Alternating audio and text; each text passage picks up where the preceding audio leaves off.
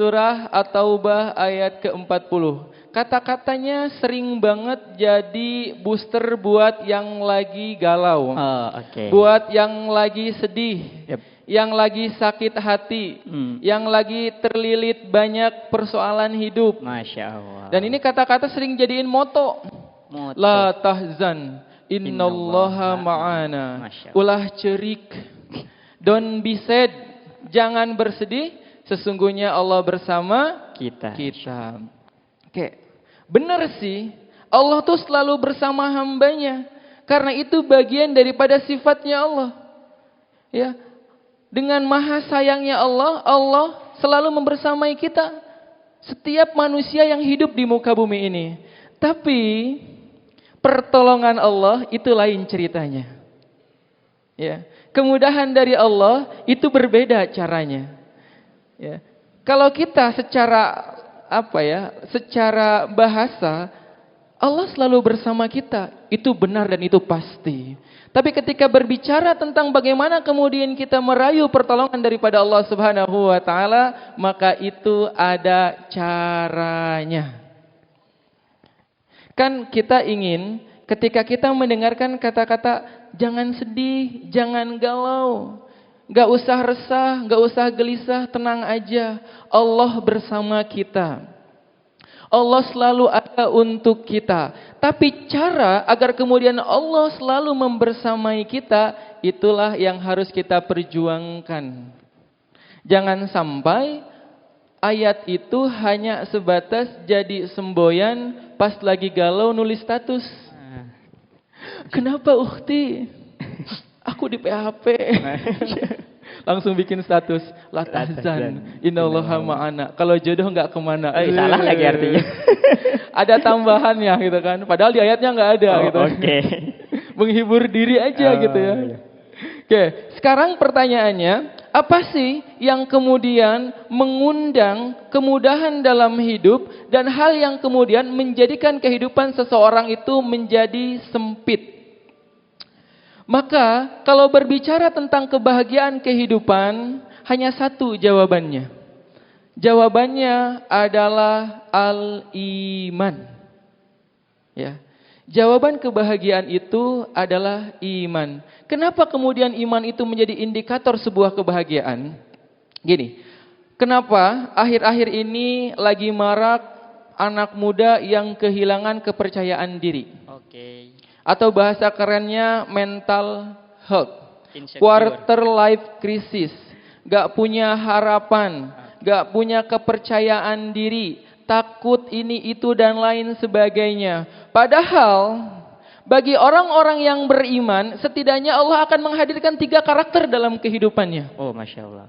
Ya, nih karakter orang yang beriman dan dia istiqomah dengan keimanannya, maka yang pertama Allah akan hadirkan kepada dirinya yang namanya keberanian.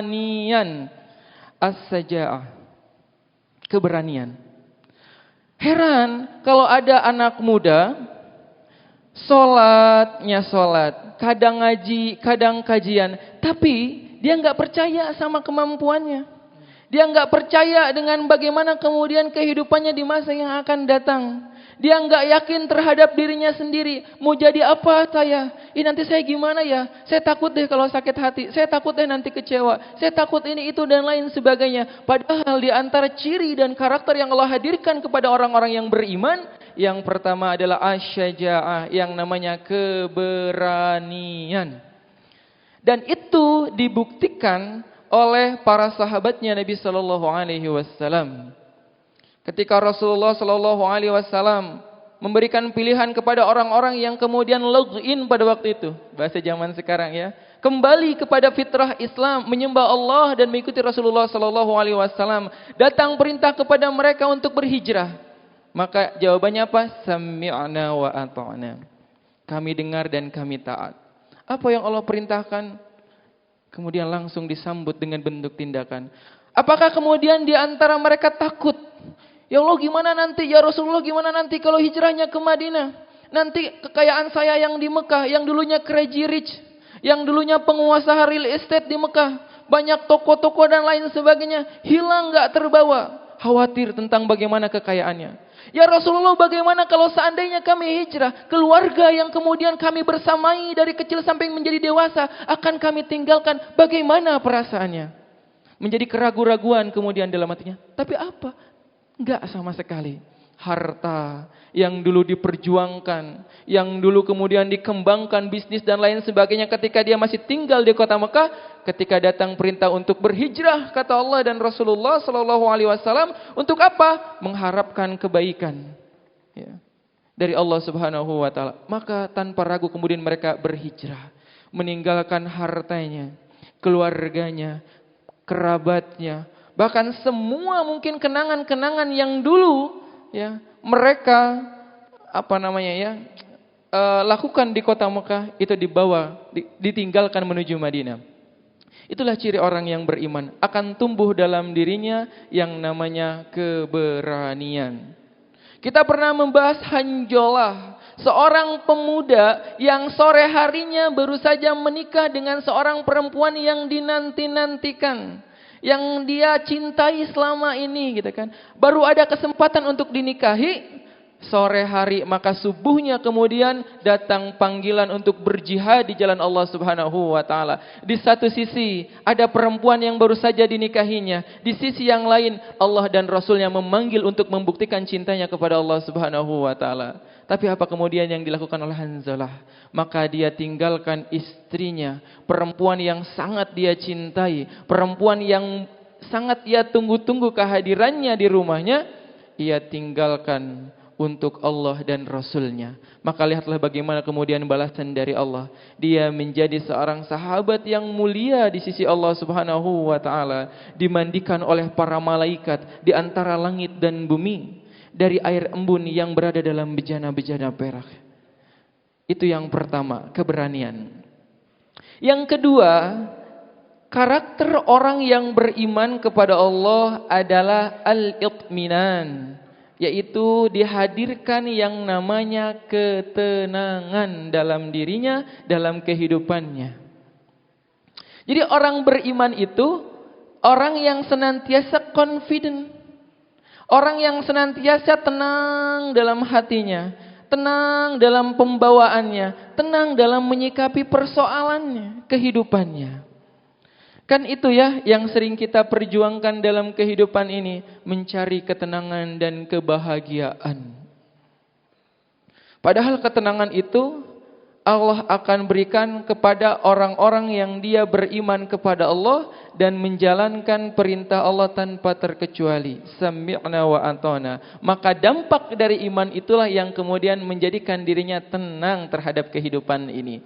Bukan berarti enggak banyak masalah hidupnya, bukan berarti enggak banyak beban hidupnya. Masalahnya bisa jadi makin banyak atau bahkan lebih banyak gitu. Tapi cara dia merespon masalah, cara dia merespon kehidupan ini dengan cara yang hatinya senantiasa disandarkan kepada Allah. Maka dia pandang masalah itu bukan kemudian sesuatu yang besar, karena Allah lah yang paling besar dan maha besar. Maka masalahnya jadi kecil. Kenapa?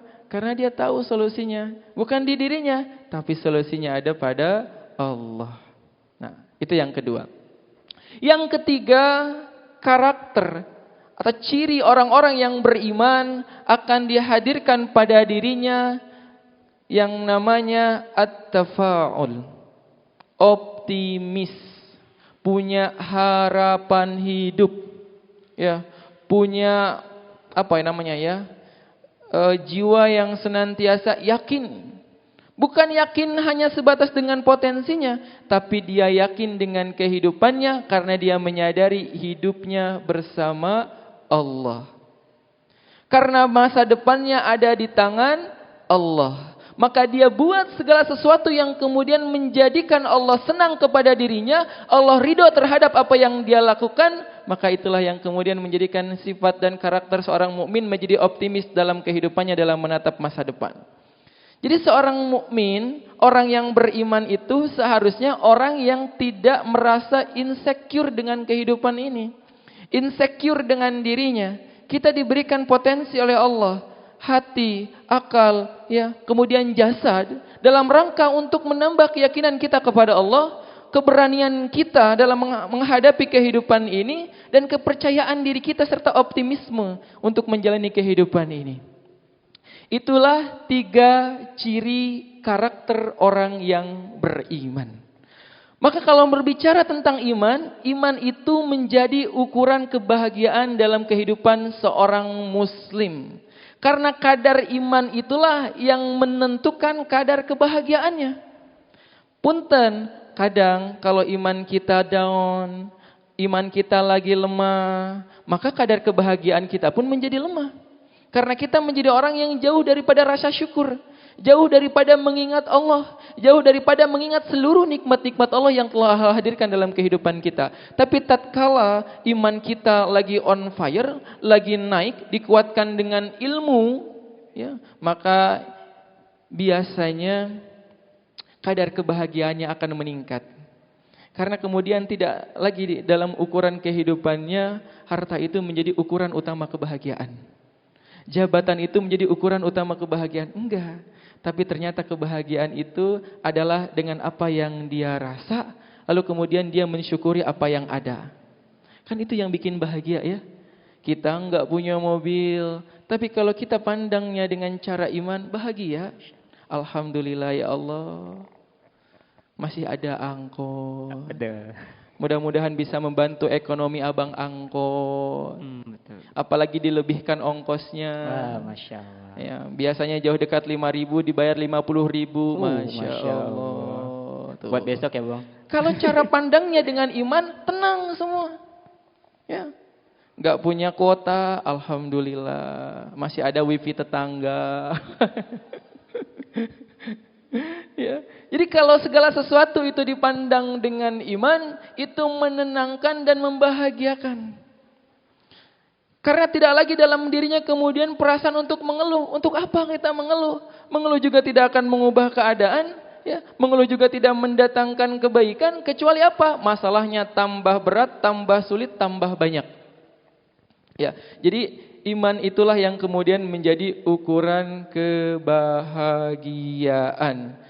Nah, dalam Quran surah Toha ayat ke-1, 24, 124, teman-teman nanti bisa buka di mushafnya masing-masing.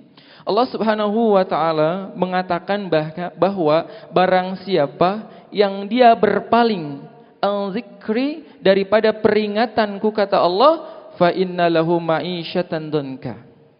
Maka pasti akan kami dapati pada dirinya kehidupan yang sempit, kehidupan yang sulit. Nah, di antara ciri yang pertama yang bisa terasa adalah harrazun dayyikun, sesak sempit dada kita. Ya. Walaupun hartanya banyak banget, followersnya banyak, influencer misalnya, ya.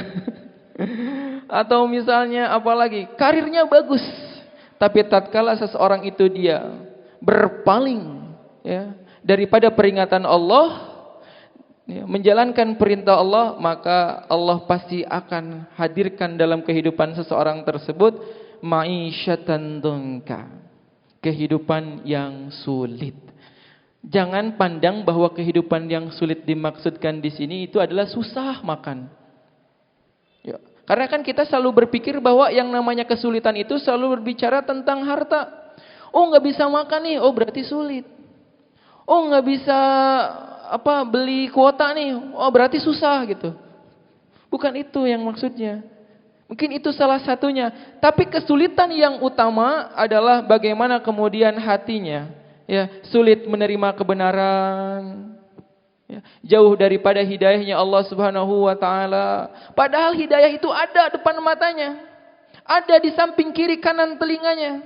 Lihat, punten ya, mohon izin, kadang ada saudara kita rumahnya depan-depanan sama masjid, bahkan 5 langkah dari rumah. bukan pacarku 5 langkah dari rumah, ya. 5 langkah dari rumah. Tapi tidak ada jaminan kemudian ketika dia mendengar azan melangkahkan kakinya menuju masjidnya Allah Subhanahu wa taala. Ya. Ya itulah kesulitan terbesar bagi seorang manusia. Tatkala hatinya sulit untuk menerima kebenaran, susah banget terima nasihat kebaikan. Dengar Quran tiap hari, murotal. Ya. Tapi susah banget kayaknya untuk melembutkan hati. Dengar azan tiap hari, 5 kali. Gitu kan. Bahkan 10 kali plus di handphone. Karena udah waktu azan gitu ya kan. Tapi kok enggak melangkahkan kaki ke masjid, enggak tergerak untuk meraih kemenangan dengan sholat itu. Nah, itulah yang dimaksudkan dengan penghidupan yang sempit. Kehidupan yang serba sulit. Ya, jadi kayak berasa ringrang we hidup teh.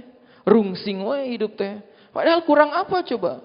Duit punya, rumah megah, kendaraan ada, istri satu di Bogor. Dan satu-satunya. Jangan mancing. Tapi ternyata enggak membuat dirinya kemudian bersyukur dengan yang ada. Nah, bisa jadi kenapa? Karena kita melalaikan perintah Allah. Maka teman-teman kalau ingin membuktikan innallaha ma'ana, innallaha ma'ana, Allah bersama kita, Allah bersama kita. Rayu Allah itu dengan ibadah, rayu Allah itu dengan ketaatan, bukan dengan update status. Punten ya, kadang kita tuh kajian outfitnya apa? Outfitnya dan outputnya. Ya kan? Outfitnya baju yang OTD, outputnya update Instastory. Ditanya tadi ngaji apa? Ya, apa yang disampaikan? Hasilnya apa? Lihat aja Instastory aku, ntar aku tag deh. Gitu aja jawabannya. Tinggal ngomong kenaun gitu kan. Coba saya mau tanya, yang setiap Sabtu Instastory suka nulis tuh di Instastory banyak banget. Masih hafal nggak? Masih ingat? Teraplikasikan? Insya Allah. Atau Allahu alam. Allahu alam kan. Ya. Nah kemudian, Kang bagaimana balasan untuk orang-orang yang beriman? Ada dalam Quran surah An-Nahl ayat ke-97. Bisa dicek ya mushafnya. A'udzu billahi minasyaitonir rajim. Bismillahirrahmanirrahim. Man amila shalihan min dzakarin aw unsa wa huwa mu'min. Nah, ingat ada wa huwa mu'min falanuhyiyannahum hayyatan thayyibah. Ya. Barang siapa yang mengerjakan amal sholih, baik laki-laki maupun perempuan, dan dia dalam keadaan mukmin, beriman kepada Allah, yakin Allah dialah yang menciptakan kita, menciptakan langit, bumi dan segala isinya, yakin dialah Allah yang memelihara kita, yang mendengarkan doa-doa kita, yang menolong setiap persoalan dalam kehidupan kita, dan kita meyakini Allah dengan asma wa sifatnya, serta kemudian terimplementasi dalam bentuk perbuatan, maka Allah Subhanahu wa ta'ala akan memberikan kepada kita apa? Hayyatan thayyibah, kehidupan yang baik. Jadi antitesis daripada Quran surah Toha ayat ke-124, udah iqomah ya, adalah Quran surah An-Nahl ayat ke-97. Barakallahu fikum, wallahu alam bissawab.